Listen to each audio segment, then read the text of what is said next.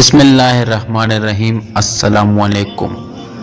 نیک بیویاں اپنے خاوندوں سے نیکی کے کام کروایا کرتی ہے۔ ایک خاتون گزری ہے جن کو حاتم طائی کی بیوی کہا جاتا تھا۔ نیک اور دیندار مالدار خاوند کی بیوی تھی۔ ان کا گھر جس بستی میں تھا اس کے قریب سے ایک عام سڑک گزر رہی تھی۔ دیہاتوں کے لوگ اپنی بستیوں سے چل کر اس سڑک تک آتے اور بسوں کے ذریعے پھر شہروں میں جاتے۔ کئی مرتبہ ایسا بھی ہوتا کہ وہ جب پہنچتے تو بس کا آخری وقت ختم ہو چکا ہوتا، رات گہری ہو چکی ہوتی۔ اب ان مسافروں کو بس نہ ملنے کی وجہ سے انتظار میں بیٹھنا پڑتا، اور بیٹھنے کے لیے کوئی خاص جگہ بھی بنی ہوئی نہیں تھی۔ اس نیک عورت نے جس کا شوہر خوشحال تھا اپنے خاوند کو یہ تجویز پیش کی کہ کیوں نہ ہم مسافروں کے لیے ایک چھوٹا سا مسافر خانہ بنا دیں تاکہ وقت بے وقت لوگ آ کر آئیں، اور ان کو سواری نہ ملنے تو وہ لوگ ایک کونا میں بیٹھ کر وقت گزار لیں۔ خاوند نے مسافر خانہ بنوا دیا۔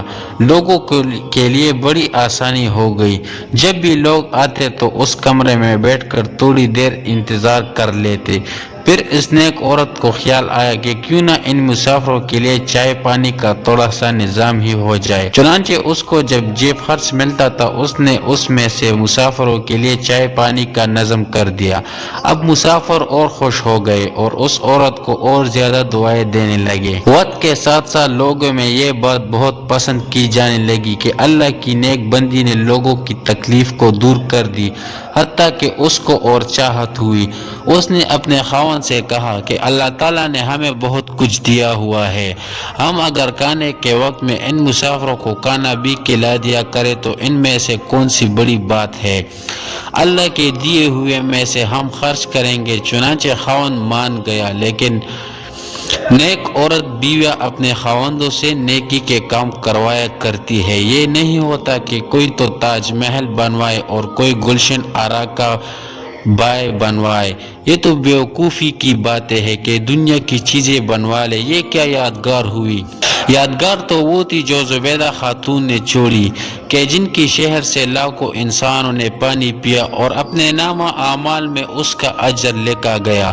تو نیک بیویاں اپنے خاوندوں سے ہمیشہ نیک کاموں میں خرچ کروایا کرتی ہے۔ چنانچہ شوہر نے مسافروں کے لیے کھانے کا انتظام بھی کر دیا، لہذا جب مسافروں کو کھانا بھی ملنے لگا تو بہت سے مسافر رات میں وہاں ٹھہر جاتے اور اگلے روز بس پکڑ کر اپنی منزل کی طرف روانہ ہو جاتے۔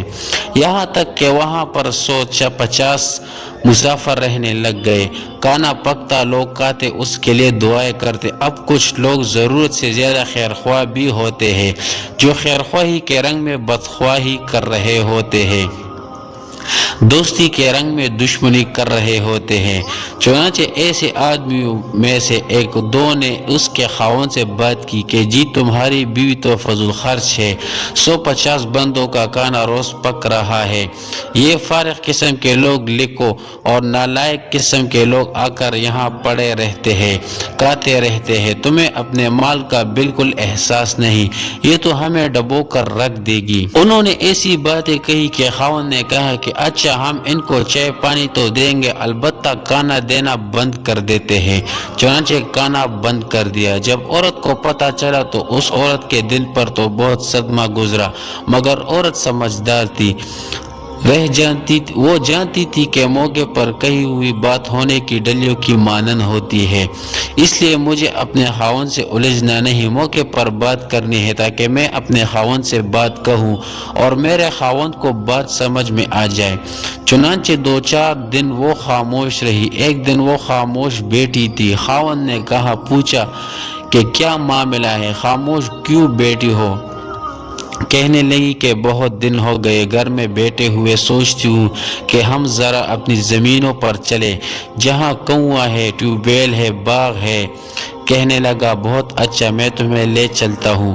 چنانچہ خاوند اپنی بیوی کو لے کر اپنی زمینوں پر آ گیا۔ جہاں باغ تھا، پھول تھے، وہاں ٹیوب ویل بھی لگا ہوا تھا۔ چنانچہ وہ عورت پہلے تو تھوڑی دیر پھولوں میں باغ میں گھومتی رہی اور پھر توڑتی رہی، پھر آخر میں آ کر یہ کنویں کے قریب بیٹھ گئی اور کنویں کے اندر دیکھنا شروع کر دیا۔ خاوند سمجھا کہ خاوند سمجھا کہ جیسے ہی کوؤں کی آواز سن رہی ہے، پانی نکلتا ہوا دیکھ رہی ہے۔ کافی دیر جب ہو گئی تو خاوند نے کہا کہ نیک بخت چلو گھر چلتے ہیں۔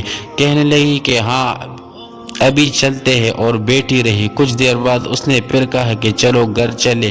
کہنے لگی کہ ہاں بس ابھی چلتے ہیں، اور پھر بیٹھی رہی۔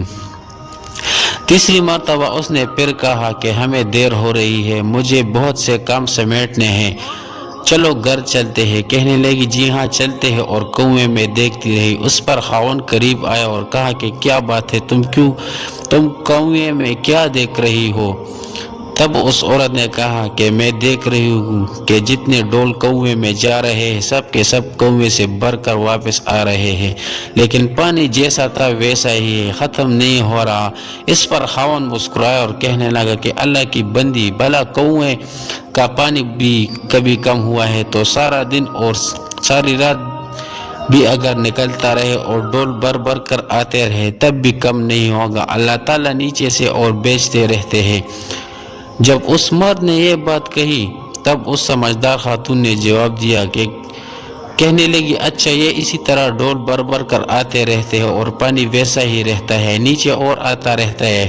خاوند نے کہا کہ تمہیں نہیں پتا؟ بیوی نے کہا کہ میرے دل میں ایک بات آ رہی ہے کہ اللہ نے نیکیوں کا ایک کنواں ہمارے یہاں بھی جاری کیا تھا، مسافر خانہ کی شکل میں۔ لوگ آتے تھے اور ڈول بھر بھر کر لے جاتے تھے، تو کیا آپ کو خطرہ ہو گیا تھا کہ اس کا پانی ختم ہو جائے گا، اللہ تعالیٰ اور نہیں بھیجے گا؟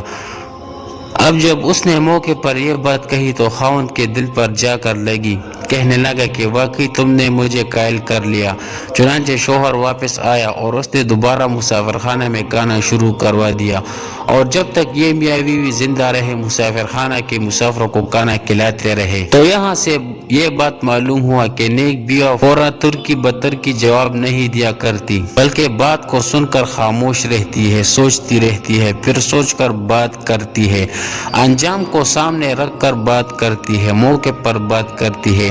اور کئی مرتبہ یہ دیکھا گیا کہ مرد اگر غصے میں کوئی بات کر بھی جائے تو دوسرے موقع پر وہ خود معذرت کر لے گا اور کہے گا کہ مجھ سے غلطی ہوئی ہے۔ لہذا اگر ایک موقع پر آپ نے کوئی بات کہی، اس پر مرد نے کہا میں ہرگز نہیں کروں گا، آپ خاموش ہو جائے، دوسرے موقع پر وہ خوشی سے بات مان لے گا۔ یہ غلطی ہرگز نہ کرے کہ ہر بات کا جواب دینا اپنے اوپر لازم کر لے۔